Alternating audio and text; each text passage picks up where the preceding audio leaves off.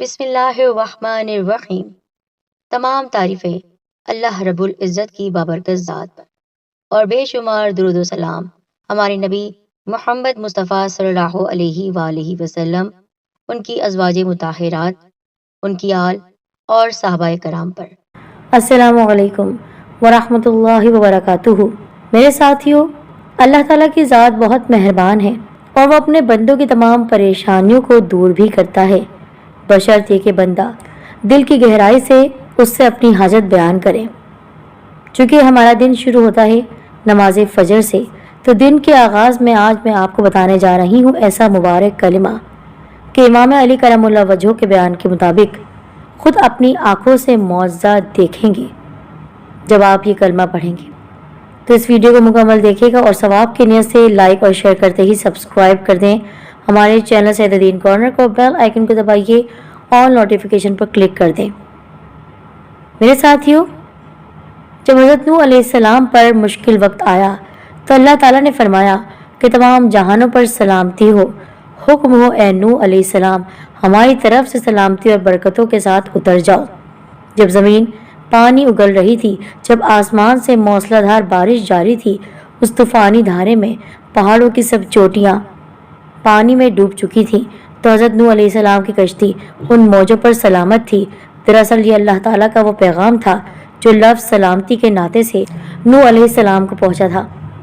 اور پھر حضرت ابراہیم علیہ السلام کی زندگی میں مشکل وقت وہ تھا جب نمرود نے آپ کو آگ میں ڈالا اور اللہ تعالیٰ کی طرف سے فوراً پیغام سلامتی پہنچا۔ تو وہ کلمہ جس کے بارے میں امام علی کرم اللہ وجہہ نے فرمایا ہے کہ صبح کے وقت جب دن کا آغاز ہوتا ہے، جب انسان رات کو سو کر صبح اٹھ کر نئی زندگی کا آغاز کرتا ہے، تو ایسے میں سلام قولا من رب الرحیم پڑھنے کی بہت فضیلت ہے، جس کا ترجمہ ہے پروردگار مہربان کی طرف سے سلام کہا جائے گا، یعنی سلامتی اللہ تعالیٰ کی طرف سے ایک کلمہ ہے۔ تو یہ مکمل کلمہ جو ہمارے بزرگوں نے ہمیں بتایا ہے، اور سب سے بڑی بات امام علی کرم اللہ وجہہ کا فرمان ہے کہ جو شخص اس کو صبح کے وقت پڑھتا ہے تو انسان اللہ تعالیٰ کی حفاظت میں آ جاتا ہے۔ پھر جو شخص اللہ تعالیٰ کی حفاظت میں آ جاتا ہے، پھر کون ہے جو اسے نقصان پہنچا سکے؟ اس آیت کو پڑھنے سے اللہ رب کریم غیب سے رزق عطا فرماتا ہے، خیر و برکت عطا فرماتا ہے، اور جہاں سے رزق کا کوئی وسیلہ نظر نہیں آ رہا ہو تو انسان مایوسی اور احساس کمتری کی گہرائیوں میں گھرا ہوا ہو تو ایسے شخص سے پریشانی دور ہو جاتی ہے۔ اب آپ کو عمل کس طرح کرنا ہے آپ نوٹ کر لیجئے۔ اول اور آخر درود پاک آپ کو پڑھنا ہے 3، 5، 7 یا 11 مرتبہ، یعنی ان میں سے آپ 3 بار بھی پڑھ سکتے ہیں، 5 بار بھی پڑھ سکتے ہیں، 11 یا 7 بار بھی پڑھ سکتے ہیں۔ خیال رکھے گا کہ شروع میں جو تعداد ہے وہی آپ نے آخر میں بھی رکھنی ہے۔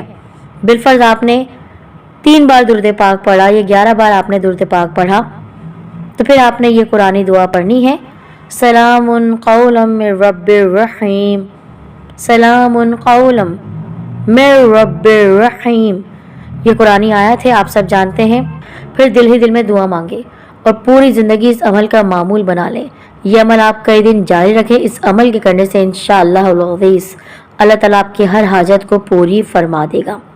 خیال رکھے گا کہ اگر آپ 3 بار درود پاک پڑھ رہے ہیں تو 3 بار درود پاک پڑھ کے آپ نے درمیان میں پڑھنا ہے یہ آیت قرآنی، سلام قولا من رب الرحیم، اور پھر آپ نے پڑھنا ہے 3 بار درود پاک، آسمان کی طرف منہ کر کے آپ نے پھونک مارنی ہے، دعا کرنی ہے اپنے لیے، اپنے بچوں کے لیے، اپنے پیاروں کے لیے اور تمام امت مسلمہ کے لیے۔